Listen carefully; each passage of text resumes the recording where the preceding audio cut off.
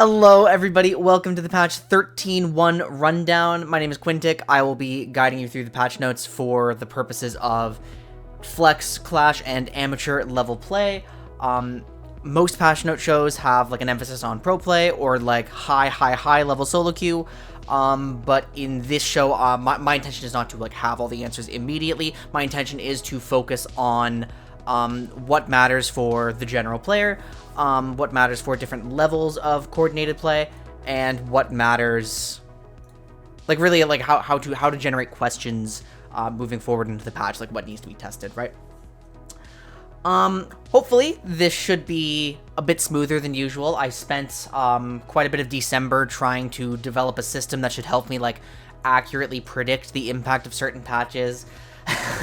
I went all the way through like every season 12 patch and just kind of like assessed the impact with what data I had available. Hopefully we should be able to tell at a glance whether a change is actually meaningful for a champion's performance or not at different levels, right? And also don't forget that systemic changes and like major champion overhauls are the ones that are probably going to have a practical impact for most players, right? So let's get started with a midscope. So Jax is getting a midscope. Jax is, to my memory, the only champion getting a midscope that hasn't been in a pretty poor state before. At most levels of play, Jax has been pretty reasonable. Like, you wouldn't run to him as quickly as you would draft like a Fiora or something, but he definitely has a very valid place, especially when carry tops are running rampant, right? So what are they doing to him? I've been kind of out of the loop. So his Q no longer has an AP ratio, pretty negligible change for most people. Physical damage to magic damage on E. Bonus damage per attack dodged is 20% of the base damage. Oh, but we no longer have like a... Interesting. Okay. So Counter-Strike is now dealing percent max health damage, rather than actually scaling with a physical damage ratio, or with an AD ratio. It's dealing magic damage, so it's harder to itemize against Jax. This is going to be like a meaningful chunk, right? Grandmaster's Might is still dealing magic damage. So yeah, they've changed it to base damage because it's no longer scaling with a ratio or something. So if you're playing like AP Jax for whatever reason, you're not amplifying this. You're just amplifying this, which is higher at later ranks, right? It's up by 20. Grandmaster's Might, cooldown is up early. The third hit bonus magic damage is down a little bit because it now has a bit of burst damage on it. A 100% AP ratio. 150, 250, so it's, yeah, plus 100 damage per level, AoE. If he hits a champion, he gains 25, 45, 65, plus 40%. Okay, so... Ooh, hang on, let's actually check out the comparison to his old numbers then. How much is his durability changing? So, Jax's bonus AD was 30, 50, 70 plus 50% bonus AD. Now, it will be plus 40% bonus AD, 25, so... Okay, so he's getting the same amount if he hits one champion, right? Because that should equal 40, right? That's actually slightly more on base. To 70. Oh, hang on. Percentage armor increase, as well as 60% of that value as MR for the next 8 seconds. During this time, the passive damage applies every second attack instead of every third. Obviously, I don't have any like specific predictors for like a big midscope like this. I'm just trying to visualize what Jax looked like before and what he looks like now. Okay, so there will no longer be a situation in which Jax can just press R while running away from a gank to kind of survive some fire after him. He is going to have to brawl his way to his defenses, but he's going to gain quite a lot. I mean, I'm assuming this is total armor, right? Is this total armor, or is this just percent bonus armor? Like, this reads like it's total armor. Okay, two things come to mind. One is a crackpot theory, one is a line of questioning, because I'm not going to be able to immediately predict the impact on Jax's like performance. In fact, I wouldn't be too surprised if like Jax started reasonably good and ended reasonably good, like maybe a bit stronger, maybe a bit more pronounced. I can't predict exactly how this changes his matchups, but the crackpot theory is Jax is actually one of the 4 champions that qualifies for being a melee bot laner. Just off his own power, which sounds stupid, right? It sounds really, really, really stupid. But let me pull up my notes on this bit.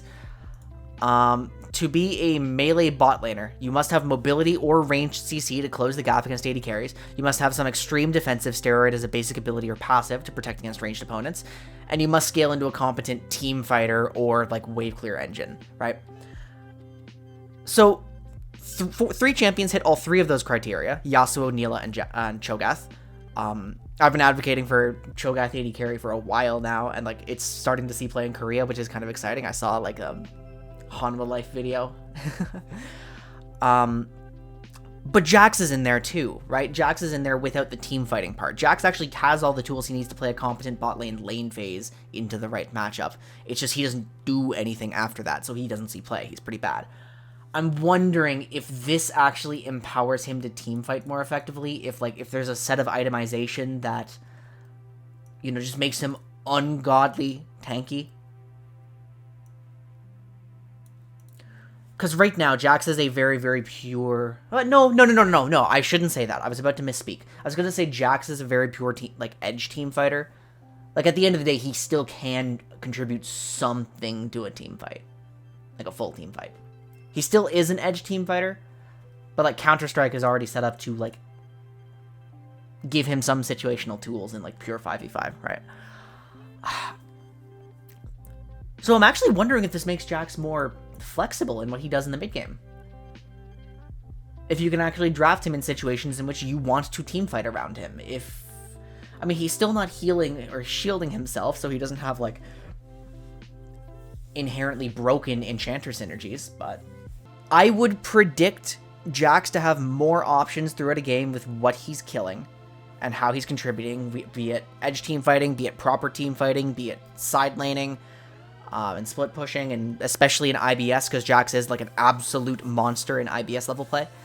I would say that Jax is a more flexible champion, as my hypothesis, and that should be one of the dominant things that we're testing throughout the patch, just to see if I'm right.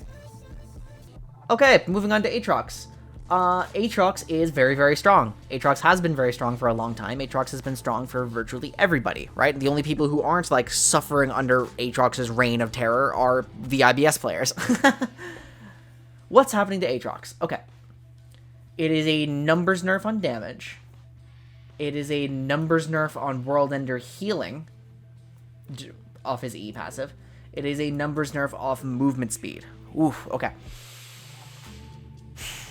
That's 3 very different areas of power that are getting hit all at once. Let's check the severity. It's only 1% max health damage early, minus 2% max health damage late. Okay, so I don't believe that Deathbringer stance should be, like, noticeably impacted. Losing 9% increased healing.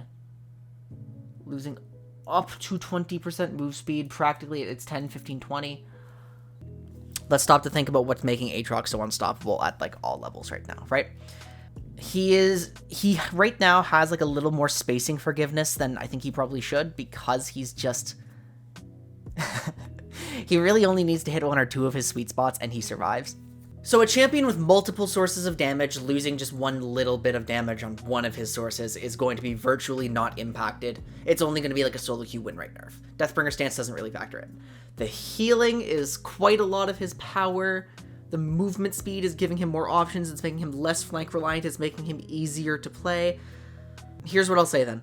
I would assume that Aatrox's current level at all levels of play is just so overwhelming that there is no way he becomes, like, significantly weaker off this. I'm going to predict that Aatrox should stay relevant for most levels of play, although maybe he's less dominant as, like, a first pick, like, pick every game sort of champion, you know? Like, that's what I would imagine. Okay, Mundo. Dr. Mundo is doing a lot of damage, and he is very tanky. He's received a set of changes that kind of shifted his identity more towards the late game. And now he's just become a scaling monster, kind of taking things over, and he's, like, realistically the only champion who, like, actually really, really, really likes Heartsteel. So what are they doing to him? Base health minus 40. Okay, so it's like around a 50 effective HP swing. that I typically look for to say, like, yeah, that's actually something we should talk about. It looks like this armor growth might start to factor in there, so let's just start to take a look, right? It is a swing of... Yeah, it's a swing of 50 effective HP at level 1. And at level 11, which is another important breakpoint, that's like 150 difference. At 18, it is like 280 difference, roughly. Okay, so usually when we hit like this 150 range allowed around 11 to 13, like that has to matter. We do have to consider it at least a little bit. It really mattered on Jayce. Given that we are playing a champion that just stacks Giga HP and Giga Resistances, that's probably not enough to matter for Mundo. So what actually matters is what's going on here. Blunt Force Trauma. It's minus 5% max health to AD at all ranks, right? Definitely matters early since they didn't change his HP cost. Well, yeah, they didn't change his HP cost, but you have to remember how many HP refunds Mundo has, right? Like, I would imagine this affects him a lot more in the top lane than the jungle. Although Jungle Mundo would be a little bit more susceptible to invade, which matters like Diamond Plus, because Platinum Plus junglers tend not to, or like Platinum and under junglers don't tend to invade solely for like a kill on their opponent.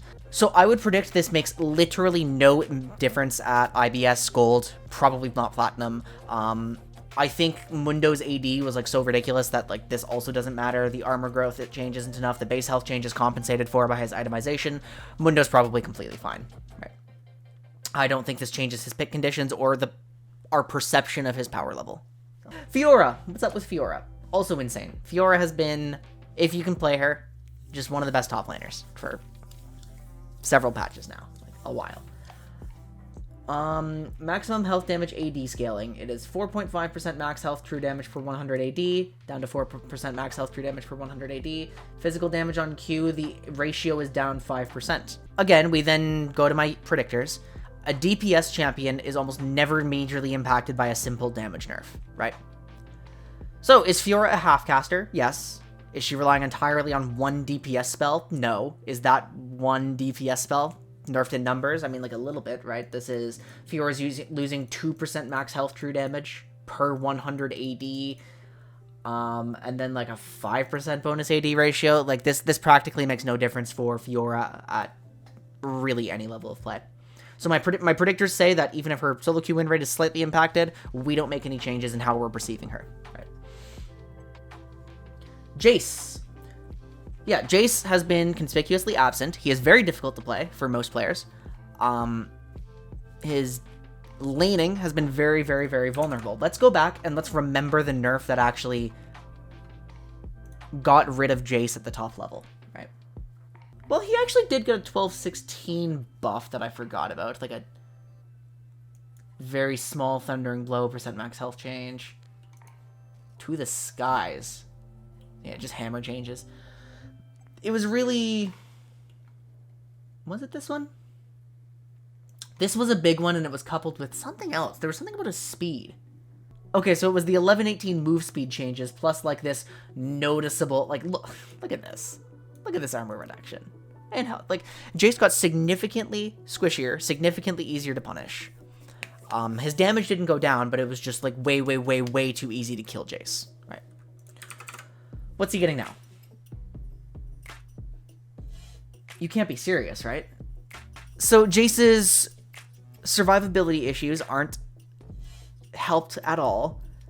He's just becoming more volatile because the damage that they're buffing is actually hammer Q. I thought at some point in the... I thought they were teasing like a ranged Q buff at one point. Okay. Plus 70 base damage in one combo, and not factoring in his base attack damage, which... I mean, truthfully, only affects, like, I mean, like, these changes are usually very low impact, unless you're a champion that just, like, unusually synergizes with tiny amounts of AD, like Graves. I don't think Jayce is usually getting his entire lightning field off. This is usually not a component of, like, his late-game burst combos, and it's, like, usually he's trying to take short trades, where he's just, like, jumping in, get it, like, if he's actually taking a hammer trade in lane, he's not sitting there and proccing his entire lightning field. Like, this is a wave clear buff. That's what this is. But, like, does Jayce need a wave clear buff? I actually then wonder if, like... No, it probably doesn't matter, because you're not just, like, walking into the wave as Jayce with your lightning field active while contested, so... Obviously, any, like, just damage Jayce changes do not affect IBS, they do not affect goals, they should not affect plat even, probably. Like, Jayce is not... maybe they affect plat a little bit, but Jayce is not a low elo champion. And I would imagine that this doesn't change his power significantly. K'Sante, okay. K'Sante's gross, but K'Sante's really cool, right? K'Sante is just a little overtuned in how much damage he's dealing. He should be able to do some damage when he goes all out, but, like, his tank form... I said in day 1 K'Sante, it's doing a reasonable amount of damage, like... And then as people got better at playing the champion, they unlocked so much potential. What are they doing to K'Sante? His base movement speed is down by 5. Okay, I'm not very good at predicting the impact of those ones, but, like, usually that means something. He is a champion with mobility, so probably fine. Minus 5 damage on passive, so that's the kind of numbers change where in isolation wouldn't change anything. Like, nothing significant. Yeah, he's losing like 2 damage per mark before factoring in resistances, but even that can't make a major difference, so... Low impact change. K'Sante will be fine with this one, most likely. This is a good change. Pathmaker was doing way too much damage, but how much did they nerf it by? They nerfed the tank one by 2.25% max health. They nerfed the all-out one by 1.25% max health. Okay, that's a little bit scary, because, like, the all-out one, I think, was the... Oh, hang on. No, I'm stupid. Hang on. Whoops. That's minimum and maximum. Duh. Can't read. Okay, so something got funky in my understanding of this ability where I thought the percent max health damage was, like, actually increasing when he went all out, and that was one of the major reasons that this ability was just nuking you for fun. And I really think Pathmaker is one of the worst contributing factors to K'Sante, just being able to press all out on a full health target and run them down and kill them, like, instantly. Jeez, I really don't think that 1.25% max health, like, makes a big difference on Pathmaker.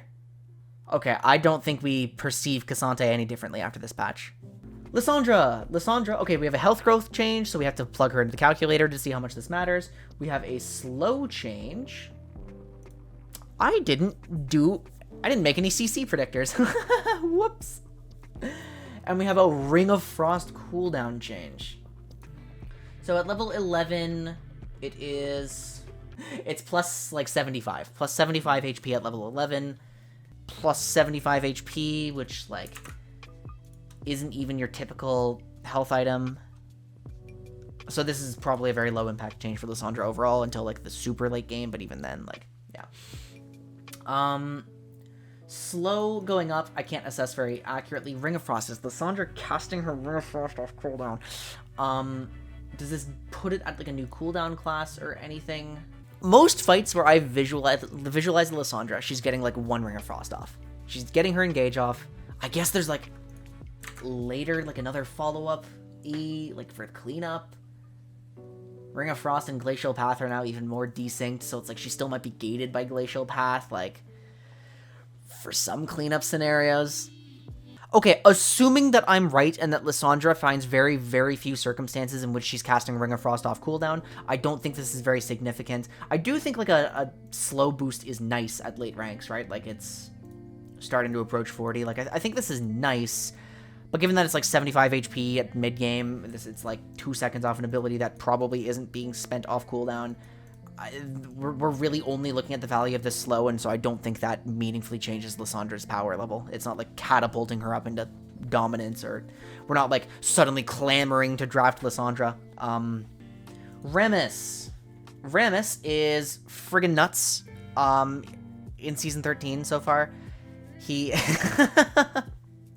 His clear still isn't, like, super fast, but, like, he's definitely thriving in, like, a slightly slower paced jungle. And he is just the best champion at IBS gold, like, levels. He's so ridiculous. So what are they doing to him? He found a new friend by Jak'Sho. Current synergy between Rammus and Jak'Sho is being adjusted so the two interact more cleanly, but this should be roughly neutral. Flat armor is going down to 25. Percent armor early game is going down. Rammus loses 3 AD, Rammus loses 20 base HP. This is irrelevant. Remember, it doesn't hit like our early game 50 threshold that we care about. This is a potential clear speed nerf. The only champions that the only champions that like meaningfully get affected by base AD changes are junglers, but clear speed is not a real factor in a champion's performance like under Diamond. To an extent, kind of in Platinum, but like our current theory on the Platinum level of play is that opportunities aren't really made unless you're like a supersonic clearing jungler. Should be no meaningful change for most players on these. This is a hard thing to math out. I hate dealing with Rammus W changes, I'm not going to lie. Like, trying to predict the impact of Rammus W changes, like, when his math is so weird and you have to kind of do it on the fly, like... Flat resistance granted by Rammus's W. Okay, so this was like a point of ignorance for me where I just didn't know that it wasn't already doing that. Okay, yeah, Rammus really, really lives or dies by how much damage he's putting out with W. He now has 35 armor from this skill alone, which is roughly the same. Roughly the same. At high levels, that's, it's higher, technically, but, like, he's gaining less from his actual items. Yeah, they are. Okay, let's put a pin in Rammus. Let's come back to him and assess him again once we've been through the items, okay? Shaco. They're trying to buff 80 Shaco. So, it's funny. Like, I kind of got confirmation that Shaco is not in the best spot because every bit of Platinum play that I've studied says Shaco should be a really dominant champion at that particular level of play. And he's just not. He's just not for some reason. So, like, that kind of implies 80 Shaco being very weak. What's happening to his Q? Mana cost down on a jungler. Meh. Backstab, critical strike, bonus damage up to 40%. Okay. Okay, that one actually can get out of hand pretty quickly. Like a % damage increase. It's just one auto attack, but... Magic damage is plus 5% bonus AD. Magic damage to targets below 30% health. Below 30% health of maximum health. Yeah, cool wording.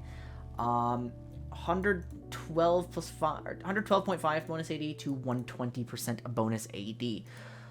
Like W2 shift. Okay, a lot of typos in the Shaco section. But burst champions are more impacted by small damage number changes than DPS champions. And Shaco is a burst champion. Kind of. Like, physical damage Shaco, he is supposed to just appear, one-shot you. He still needs to auto-attack you down, like, a little bit, but, like, he is still a burst champion. So that implies this is... I mean, it is a 5% VAD increase on one spell. And, like, against a durable opponent, Shaco can maybe get, like, 2 rotations off of that, but, like, I would not say that is, like, hugely significant. Burst champions are more impacted by damage changes, so this is more likely than the changes above to actually have an impact on Shaco's power level, and if it does have an impact on Shaco's power level, then he's most impacted in Platinum, which is, like, the level of play that he terrorizes best. For right now, I cannot confidently say that this will make a significant difference, but, like, this change right here is just, like, nagging at the back of my mind. It's like, that kind of looks like something. So this is one to test later. This is one that we should actually... We'll put an asterisk on this. We'll test it throughout 13.1. And I will have some people check it out, and maybe I'll be able to check it out myself. So. Sion. They undershot the goals, partially due to the Q buff. Well, I mean, it did make Sion reasonably more playable, right? It unbound him from Corrupting Potion. It unlocked more of his mana bar. It does matter. Now he's getting plus 40 HP. Now he's getting plus 20 damage, Decimating Smash, all ranks. Okay, I mean, because Sion's weakest point is, like, his early laning, I think we should consider this relevant. Sion, when he makes it to the mid-game as a tank, is quite good. AD Sion, if you know how to play it, is fine, right?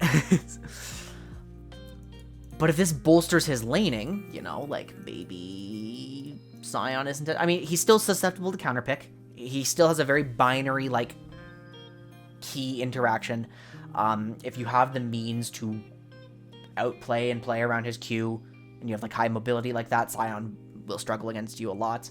Okay, so like that's kind of the thing. I would assume that this actually makes a difference because it actually does boost his survivability and his wave clear in his weakest part of lane, and the previous buffs that he received were already really good for that.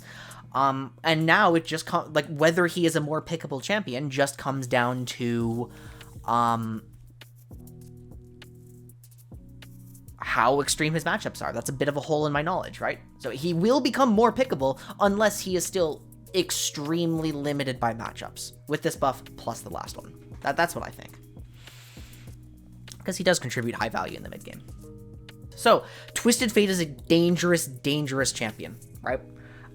When Twisted Fate is strong, he has one of the most extreme tempo cheats in the game. Like, he warps the map so much when he's in the game. Like, it is literally a cheat code. It is such obscenely powerful output, and it is only gated by his wave clear. When Twisted Fate's wave clear is poor, he is heavily gated, he loses his cheat, he is not strong. So what do? It is a 1 second difference on wild cards at max rank. Blue card magic damage, blue... That's funny. Plus 25? Yeah, plus 25% ratio on blue card. Red card is plus 10%. Okay. I have a friend who is a Twisted Fate player. He loves Twisted Fate. He tries to make Twisted Fate work all the time, even when Twisted Fate is weak.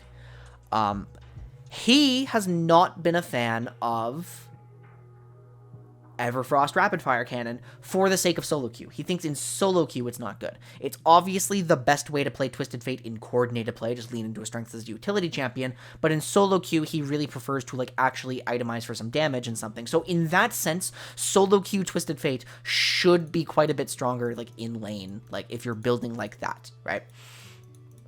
I am interested if with DMAT plus just Everfrost, if this red card ratio actually makes a difference on the core, like Everfrost, Lucidity Boot, Rapid Fire builds. Plus 5 seconds, like it might speed up his wave clear enough for him to find some stuff. These are the kinds of changes that would imply Twisted Fate becomes quite a lot stronger and quite a lot more pickable. I don't think he is that big in IBS. I don't think he's that important in, like, I mean, okay, I shouldn't be speaking for gold before I've had the time to, like, really assess how that level works, but, I would, this is on our watch list. I will not immediately say that Twisted Fate is good because it hinges on whether this actually hits a wave clear breakpoint, and I think he was close. I think Twisted Fate was really close to great wave clear breakpoints after his last set of changes. So if this does hit those breakpoints, Twisted Fate is much, much, much, much better in, like, Platinum Diamond Gold, or Platinum Diamond Plus, like.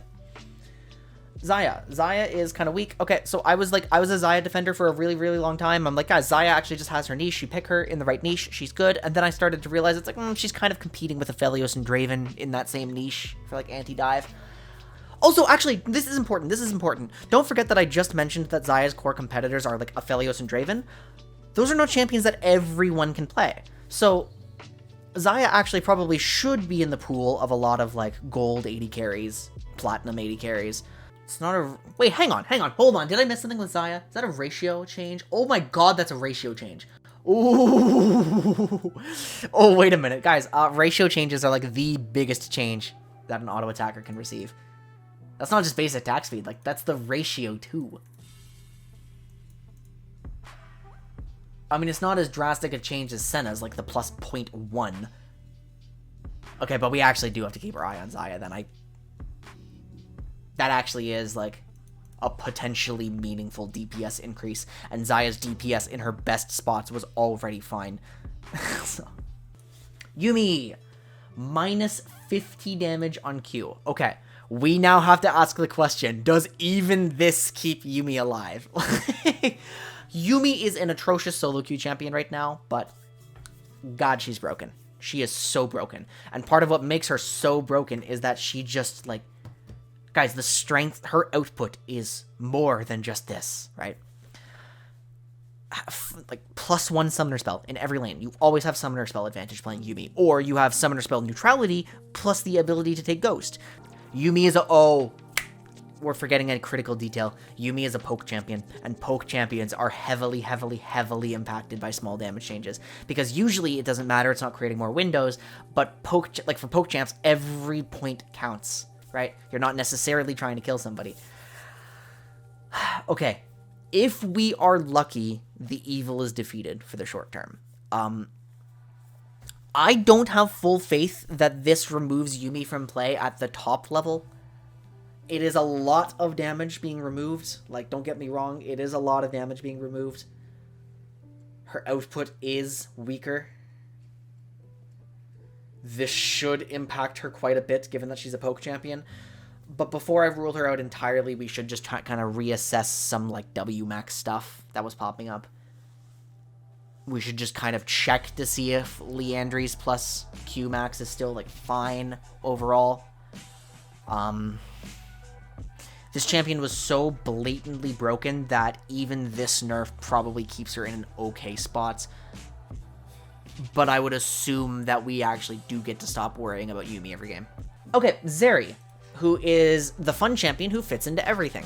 There's literally not a single composition that Zeri doesn't like to play with. 80 growth, -0.2, total base physical damage, -4. This is a very small, it's a very marginal DPS nerf. So again, we check the conditions. Are you relying entirely on this? Yep, this is your auto attack. Zeri is a pure auto attacker. We consider her one because her Q is basically an auto attack. How much damage is she losing? She is basically losing 4 base AD, like ±5 base AD. Okay, yeah, who cares? This is not... This is not changing pick conditions. This is not changing overall power level. This is not changing lane strength dramatically. It's not changing lane strength at all. Like, no, she's fine. She's fine. She's still barely a champion before one item, which is fine. We want Zeri to have those windows of weakness. But I promise this will not meaningfully impact her output in teamfights. So, Axiom Arc is a terrible, terrible, terrible item. Now, the cool thing about it is, I was talking to some people on my Discord server about this item, and this is actually one of the changes that I proposed. Just bumping Axiom Arc to Youmuu's level lethality. Because Axiom is just a stat stick. What it does, like, it has the most haste of any lethality item. It had piss poor lethality for its cost point, and its AD was nothing to, like, write home about compared to its competitors, right? And then the core reason you would technically want this is for the ult refresh to, like, continually make picks and stuff. Like, on paper, Nocturne, but even Nocturne should be building attack speed and health rather than lethality, so it's like, ugh. This is a real buff to Axiom Arc. It does mean that it has 11 flat pen, in its worst case. It's like 11.2 flat pen in worst case or something, right? It's like, does your assassin actually like playing out a team fight with higher haste? Like, is this a stat stick to rival Youmuu's? Is this actually creating pick opportunities for you? Now we need to compare it to its other options too. Like, does this create anything for anybody? Like, because what are we comparing it to? We're comparing it to Youmuu's, we're comparing it to Cyrilda's, we're comparing it to Black Cleaver on some champions, we're comparing it to Edge of Night. I would say it's a Zed item if not for his energy gating. Because, like, Zed actually would love to have multiple rotations throughout a fight. He could play it out. I'm not actually convinced that this alone makes Axiom, like, really good. I'm just saying it's probably now a competitive stat stick to Youmuu's if we can find a champion who, like, gains pick potential from greater ultimate access or gains combat value through the raw A haste, right? And, like, maybe Kha'Zix, unironically. Qiyana could meaningfully get teamfight value out of this. Just greater access to her Q Shroud, now that it's, like, not the worst lethality in the universe. So, like, my expectation is, because it's a stat stick item, it's still very niche. There's just, like, it probably is, like, that Qiyana case. Like, Qiyana case. Oh, Pyke. Pyke. It's a Pyke item. Pyke loves haste. Well, take a look. It probably doesn't have, like, a ton of users. It's probably still not, like, an amazing item, but I think I would actually start to consider this a real option. We would check things out. Horizon Focus. Okay, so this is really, really, really convenient for me. This is a super convenient change for me. Why? Because when I did my study on Shadowflame versus Horizon Focus, I didn't factor in their AP. Now I don't have to. I simply do not have to factor in their AP. And what we found is that Horizon Focus was really good if you were, like, indiscriminately hitting anybody. If you were, like, expecting to poke high HP frontliners, Horizon Focus would outperform. Other than that, it's always Shadow Flame. So now this graph is just accurate, because there's no difference in AP to compare between these items, which is awesome. I don't have to do that extra math. Which basically means, very, very long-winded and pointless way of saying, Horizon Focus is only better against high HP frontliners if you're hitting those. If you do not care who you're poking, you're just firing spells at anybody, and you are not expecting to just be nuking people down with, like, optimal Shadow Flame value, that's the situation where Horizon Focus would outperform. Other than that, you don't build this item still. Jak'Sho, it is getting nerfed. Plus 100 cost. We are going from a total resistance to a bonus resistance increase. It is plus 20% rather than 15, but it is not affecting your base resistances. Okay, so Jak'Sho is not going to be as good on bruiser users. 3% max health goes down to 80 plus 7% bonus health. That's, I assume, your own bonus health. So it says, yeah, please make this a tank item, please. Voidborn Resilience's drain damage will no longer affect minions and monsters. I didn't know it did. Okay, so immediately what I'm thinking when I read this is that actually the generic tank should just go into Radiant Virtue. I think Radiant Virtue has been slept on over the course of this preseason, and it's now gaining popularity. But Radiant Virtue on actual tank users is just absolutely insane. I think we are now reaching the point where our initial predictions for the preseason can be true. Because we initially predicted that Jak'Sho would be kind of underwhelming, and that Radiant Virtue would be like God mode. But Jak'Sho was way overtuned, and we didn't know, right? I am curious to see how this performs on, like, Diana and Lilia and, like, those types of champions. So yeah, I think on actual tank users, we're definitely not Jak'Sho fans right now. Even though they're trying to make this more appealing for tanks, I think just Radiant outperforms. So it depends on how the bruiser users feel about this. And that's going to require a practical test. Because, like, this by numbers, you can tell the direction is that they really don't want this to work on champions like Lilia. But things have been shifted around enough that I can't, like, 100% predict, and we're going to have to check it out. Because, like, I'm leaning towards bad. But I am not ready to make that claim definitively without seeing how it performs. So now that we know what's happening to Rammus, now that we know what's happening to Jak'Sho, let's actually check Rammus out again, right? Rammus has lost some flat armor. He still has this percent armor increase. It's still interacting with Jak'Sho.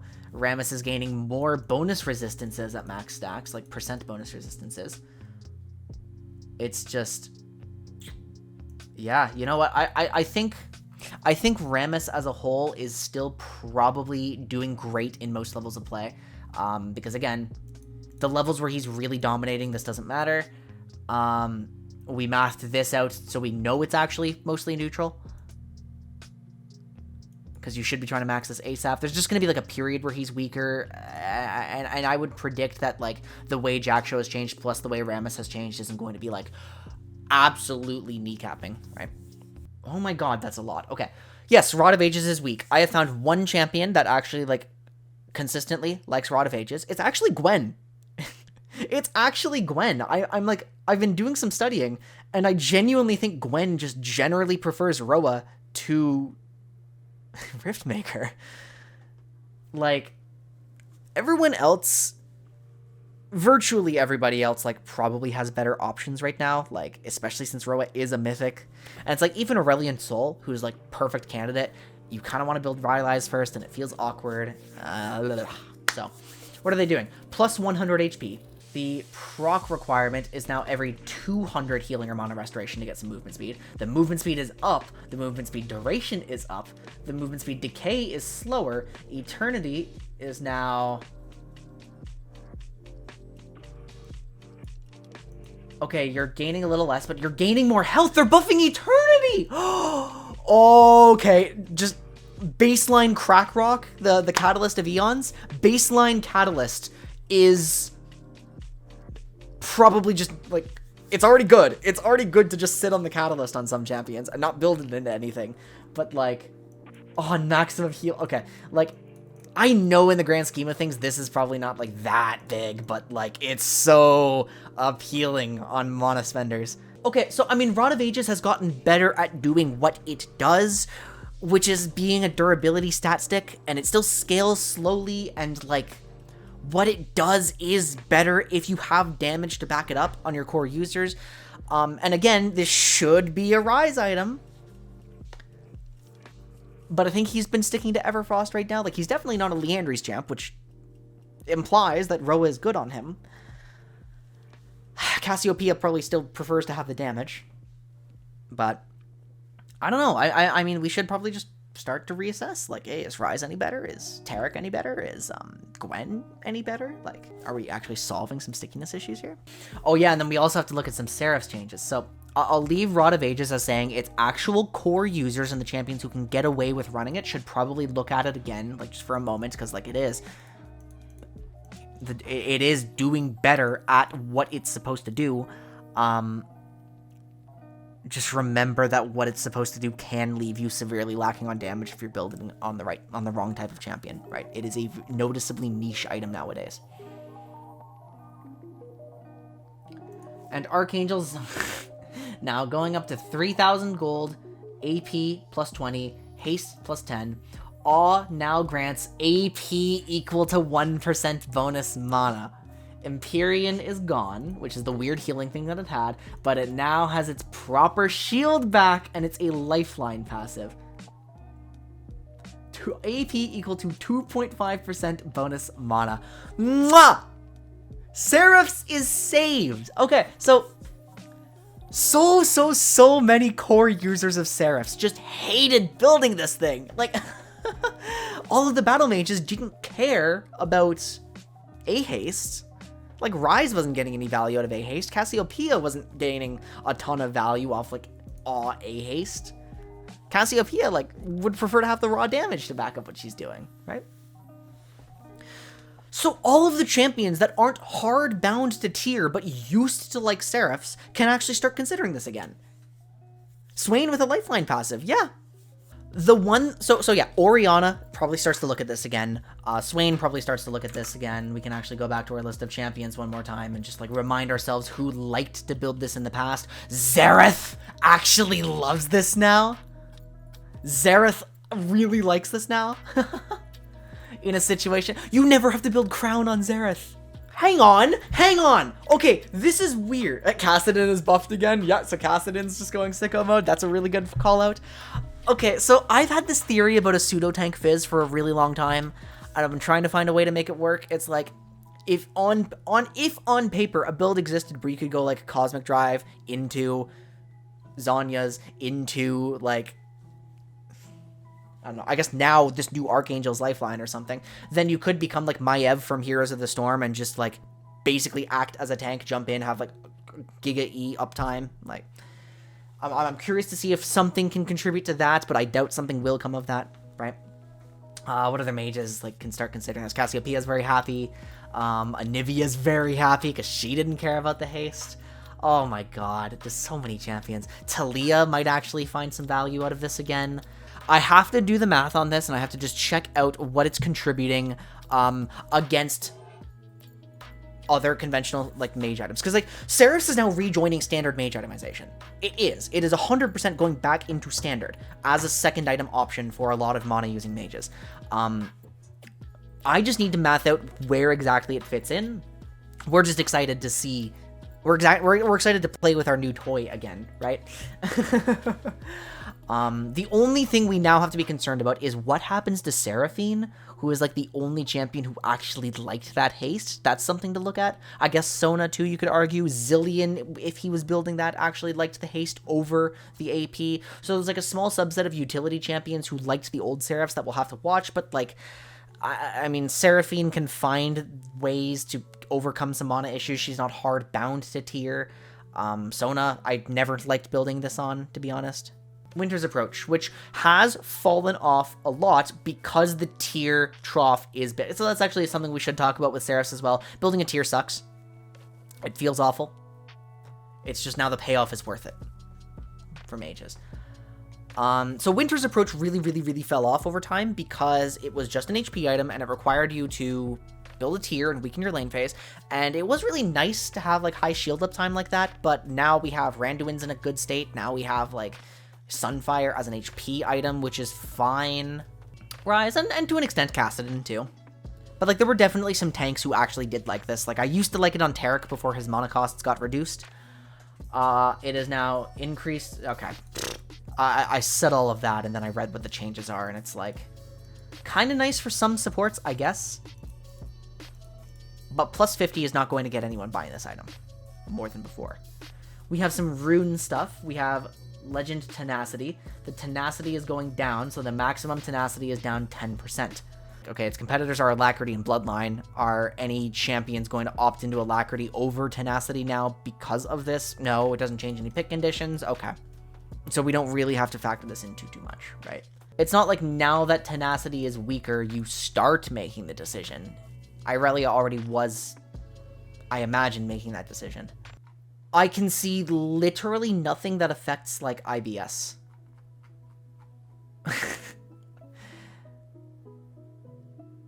and again, like, hold on, let me think. Yeah, literally nothing that affects IBS. Very little that affects, like, the Platinum area. A couple things here and there that might shift a few priorities at higher levels. But overall, my predictors say that most of these changes are very low impact. We have to investigate Jax to see if he's more flexible, of course. Like, we've already been through how we feel about all of these champions. And to reiterate on the items, Axiom Arc is probably, you know, it's still probably not a very compelling option for most champions, but at least it's not, like, actually useless. Horizon focus pick conditions do not change. It just made my math easier, and you only build this if you're hitting hard frontliners. Jak'Sho, I am willing to bet it's significantly weaker on actual bruiser users who were just building one tank item, but I'm not willing to say it's bad until we actually test it out. That would be stupid of me. But I do think actual tank users, excepting those who gain significant damage from how Jak'Sho works, like Rammus and Cassante, all of those champions should probably be opting into Radiant Virtue as a baseline. Rod of Ages, is better at doing what it does, and you should consider it on its core users, but like be specific about who its core users are, because that, like, Rod of Ages users need base damage in their kit, right? Archangels is the biggest change of the patch. Like, this opens up so much. This probably changes mage power levels. Like, we have to start investigating this a lot. This is awesome. This is great. And then Fimbulwinter doesn't change anything. Tenacity, we kind of just make a footnote in our brain, and like maybe it influences some of those like Alacrity versus Tenacity conversations that we were having on some champions already. But everybody, thank you so much for watching. Don't forget to love yourselves, respect each other. I will see you all later after my extra tasks and my drills, because we're going to have a lore stream later. So thank you for watching, everybody.